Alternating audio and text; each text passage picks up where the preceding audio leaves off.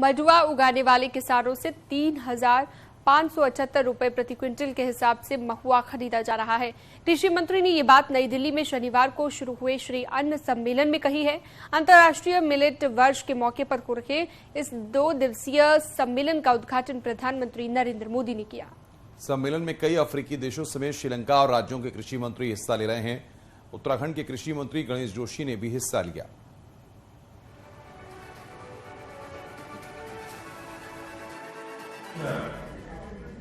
हमारी परंपरागत फसलों में से है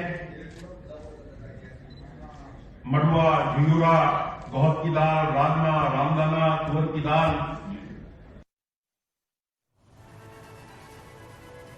पूर्व सांसद और कांग्रेस नेता महेंद्र पाल उत्तराखंड बार काउंसिल के अध्यक्ष बन गए हैं। महेंद्र पाल ने 2 वोट से योगेंद्र तोमर को चुनाव हराया है, जबकि 1 वोट अवैध पाया गया। जबकि उपाध्यक्ष पद पर कुलदीप सिंह विजयी हुए हैं। वहीं जजों की नियुक्ति पर महेंद्र पाल ने कहा कि जल्द ही सरकार और सुप्रीम कोर्ट को कहेंगे कि जजों की नियुक्ति की जाए।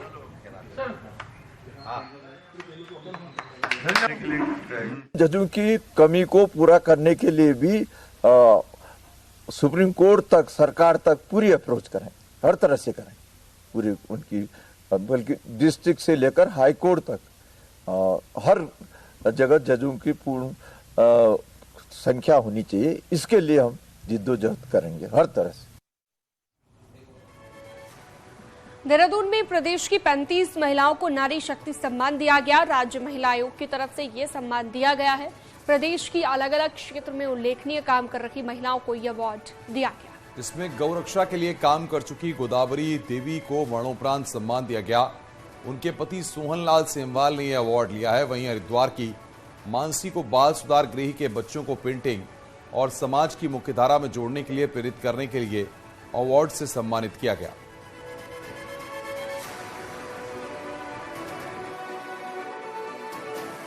हम चाहते हैं कि वो ऐसे ना बने और जो भी जाए हमारे से अच्छा बन सके। हम उन्हें अच्छी शिक्षा दें और उन्हें अच्छे से अच्छा सिखाएं, जिससे वो आगे चलकर भविष्य में एक सफल इंसान बन सके। अगर हम आपको कहें कि टमाटर का एक पौधा आपको मालामाल कर सकता है तो आप यकीन नहीं करेंगे, लेकिन पंतनगर यूनिवर्सिटी ने ऐसा कर दिखाया है। आइए देखते हैं ये रिपोर्ट।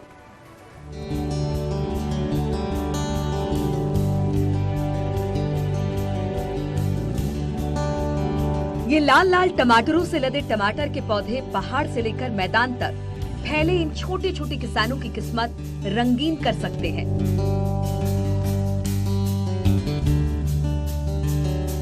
क्योंकि इनको लगाने की ये नई तकनीक देश की नामी गोविंद बल्लभ कृषि विश्वविद्यालय ने विकसित कर दी है, जिसके जरिए किसान अब एक पौधे से कई किलो टमाटर पैदा कर सकते हैं।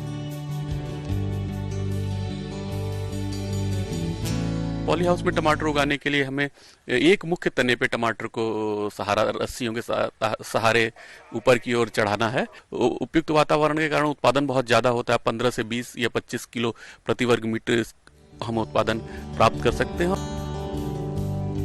पंतनगर यूनिवर्सिटी की इस नई तकनीक को देखकर किसान भी खासे खुश है और इसे समझने के लिए यूनिवर्सिटी पहुंच रहे हैं।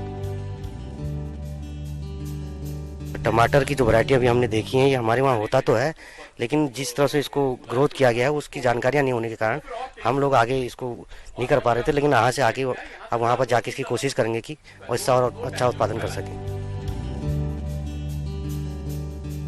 खास बात यह है कि इस टेक्निक से न सिर्फ पॉली हाउस के भीतर बल्कि खुले में भी टमाटर पैदा किया जा सकता है, जिसके लिए बहुत कम पानी और जगह की जरूरत है। ऐसे में ये टेक्निक छोटे किसानों के लिए वरदान साबित हो सकती है। हल्द्वानी से न्यूज़ 18 के लिए शैलेंद्र नेगी की रिपोर्ट।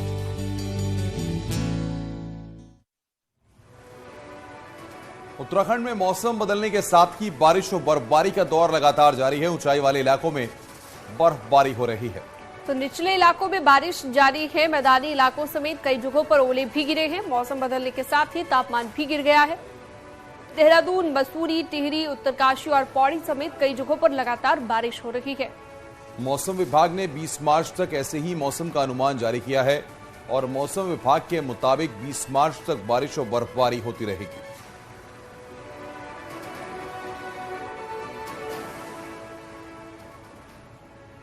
हरिद्वार में हुई बारिश का किसानों की फसलों पर बुरा असर पड़ा है। यहां पर हजारों बीघा गेहूं, स्ट्रॉबेरी, लीची और आम की फसल ओलावृष्टि से बर्बाद हो गई है, जिसमें अब किसानों को अपनी लागत वापस न मिलने का डर सता रहा है। ऐसे में किसान सरकार से मुआवजे की मांग कर रहे हैं। हरिद्वार के जियापोता, जमालपुर कला, मिसरपुर गांव में बारिश ने फसलों को खासा नुकसान पहुंचाया है।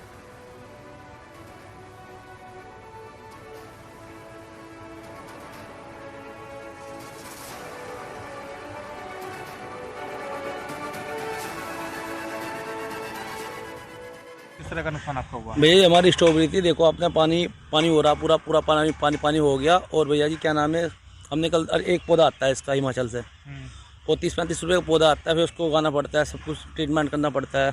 अब पूरा खराब हो गया पूरा पौधा। तो कितना आपका नुकसान हुआ है? कम से 1.5 से 2 लाख रुपये नुकसान है। बारिश और आंधी से रुड़की देहात क्षेत्रों में किसानों की खड़ी गेहूं और सरसों की फसलों को काफी नुकसान हुआ है। बेमौसमी बारिश से किसान काफी मायूस नजर आ रहे हैं। वहीं किसानों ने सरकार से मुआवजे की भी मांग की है। सरसों की फसल को काफी नुकसान हुआ है।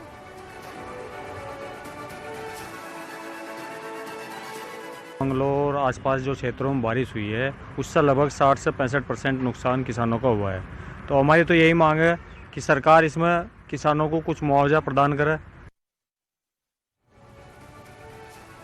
मसूरी के शिफनकोट इलाके से 3 साल पहले हटाए गए 84 परिवारों को आसरा न मिलने का आरोप लगाते हुए संघर्ष समिति का धरना जारी है। समिति के अध्यक्ष प्रदीप भंडारी का कहना है कि इलाके में रहने वाले लोग गरीब थे और अब उनकी कोई सुध नहीं ले रहा है। प्रशासन कहता आया है कि शिफनकोट इलाके की बस्ती सरकारी जमीन पर बसी हुई थी, जहां पर पुरकुल रोपवे प्रोजेक्ट का प्लेटफॉर्म बनना है, लिहाजा इसको खाली कराया जाए।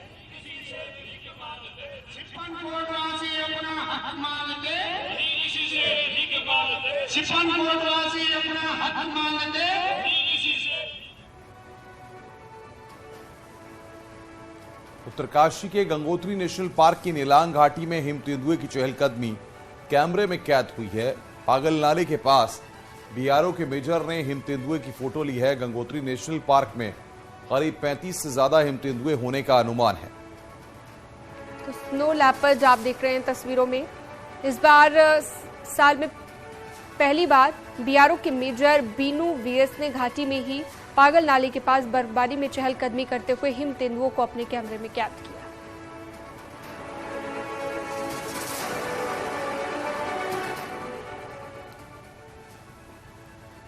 अल्मोड़ा जिले में हजारों देसी और विदेशी पर्यटक हर साल आते हैं, जो कि शांति के लिए जागेश्वर, कसार देवी, बिनसर, पांडुखोली समेत कई इलाकों में पहुंचते हैं। अब इन क्षेत्रों को प्रशासन और वन विभाग इको टूरिज्म के रूप में विकसित करने जा रहा है।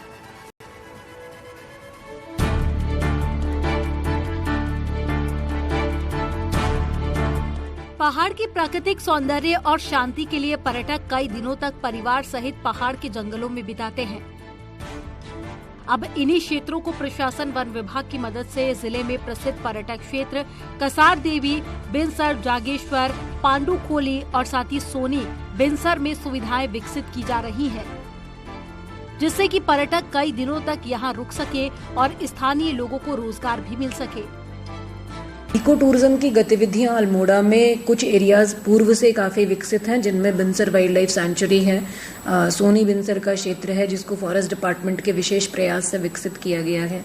इसके साथ ही जागेश्वर का आरतोला से जागेश्वर के बीच में जो ट्रैक है, जो एरिया है, वहाँ जागेश्वर में फॉरेस्ट डिपार्टमेंट का एक छोटा इको पार्क है। वन विभाग बिनसर सहित कई फॉरेस्ट साइटों के विभाग की योजना पर काम कर रहा है, जिससे कि इन क्षेत्रों में पर्यटकों के आने से जहां एक और विभाग को राजस्व की प्राप्ति हो सकेगी, तो दूसरी तरफ स्थानीय लोगों को भी फायदा होगा।